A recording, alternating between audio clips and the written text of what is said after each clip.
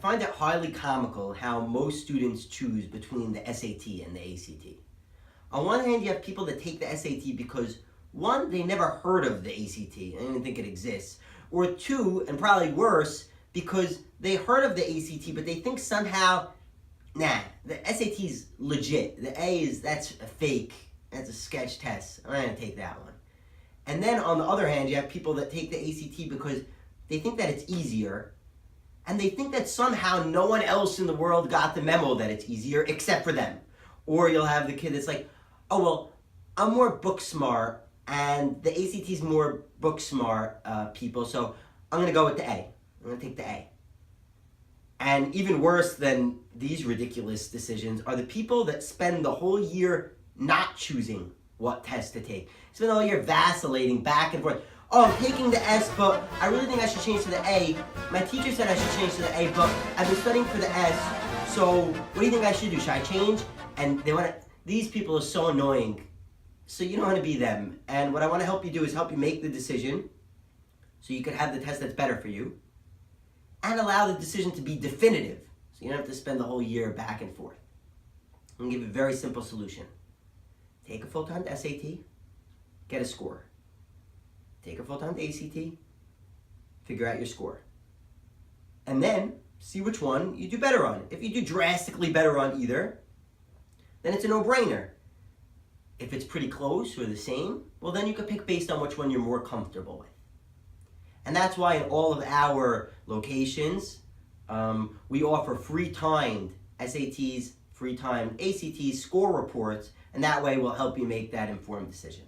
Now I know some of you still have questions, so I'm just going to answer a few questions about the differences between the tests. The SAT and the ACT are two legitimate tests accepted by 99% of colleges. Two exist because it's a business. They compete with one another. You could choose either one of them. Now, some structural differences between the two. The SAT has a reading section, a grammar section, and a math section. The ACT has a reading section, a grammar section, a math section, and a science section. Now, for some of you, that's the end of the world. I don't like science either. But this is not really science, not memorizing science. It's more graph reading. But if you hate science, then yeah, that could be, I would still say take it, but that could be a reason why you wouldn't want to take the ACT. SAT gives you a decent amount of time. It's still a little bit of a rush, but the questions go from easy to very difficult.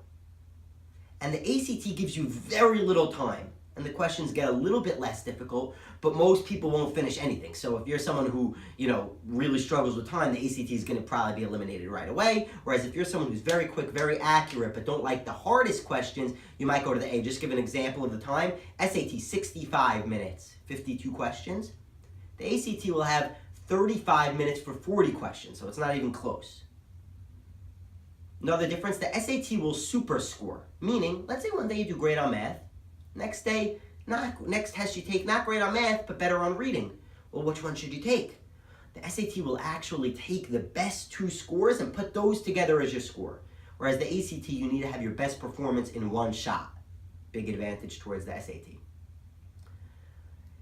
The SAT, this version of it, just came out 2 years ago. So there's only right now 4 real SATs, and we'll take those early in the year to practice the real stuff. But towards the end of the year, you're going to want to know, well, where am I at? What am I getting? And we're going to need to take other tests from other, companies and use those. Now, those tests are imperfect. We have experience working with them. They're not going to give you the exact score of where you're at. So you might start getting nervous. Oh my God, I'm not improving. Whereas the ACT, there are 15 real tests we could use. You'll always know where you're at. So if that seems like that's nerve-wracking to you, not knowing where you're at, that might push you towards the ACT.